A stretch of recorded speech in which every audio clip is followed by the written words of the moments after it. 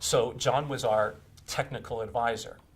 And I called John up and I say, I just got the word the Teamsters are going to come out to our set, and I don't particularly want to make a deal with them unless they want to properly negotiate a deal. I don't want to sign their contract. I'm happy to negotiate a contract and sign it. And John comes out to the set, and sure enough, there's a Teamster business agent on the set.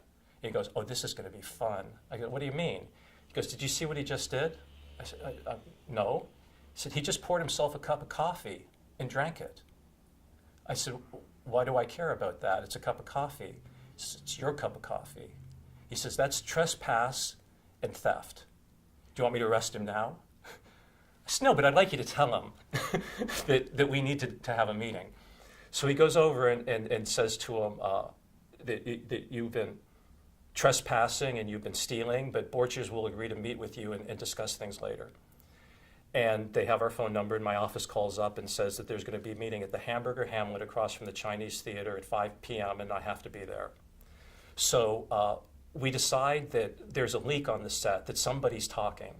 So I figure it'd be proper for me to talk to John at the craft service table in a loud voice. And I figure since I have a spy, there's nothing wrong with giving disinformation. So I say to John that it's a damn good thing that he's on this FBI task force, because we really need to go after the Teamsters and their harassment in a big way. And without the FBI, how could we ever do it? That's what I say to John. He's just, being affable. Now cut to Hamburger Hamlet. And I show up with John, and there's two Teamsters, and they look like Samoans as big as Dwayne Johnson. I mean, my thighs are dwarfed by their arms. And they make it clear that I should be very concerned about not making a deal with the Teamsters. And I'm thinking this isn't a proper way to negotiate. This is intimidation tactics. So I turn to John and I say, I'm happy to negotiate with the Teamsters, but I'm not happy to be intimidated by them. So he leans forward across the table and he unbuttons his jacket and it pops open. And there's a shoulder holster and a gun sitting there. And he says, nobody threatens my good friend, Donald Borchers. And then they say, who the are you? And I say, he's my friend. And that's all you need to know. Unless you want to hear from the FBI at one point in your life. And then we get up and leave.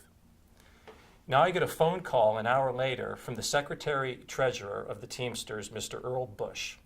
Now, for your information, the president of the Teamsters is not the most important person.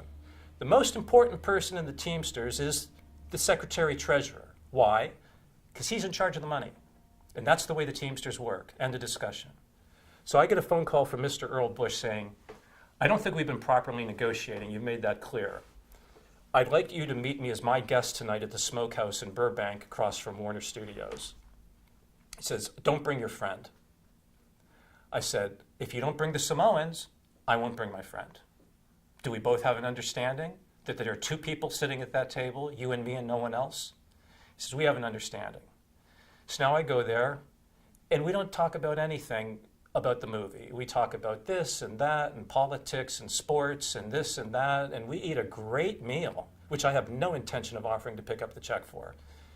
And at the end, he says, now I have an offer for you. And I said, what's that, Mr. Bush? You never met us, and we never met you, and that doesn't go in writing. I said, I think that's a fabulous deal. And that was the deal on Moon Junction.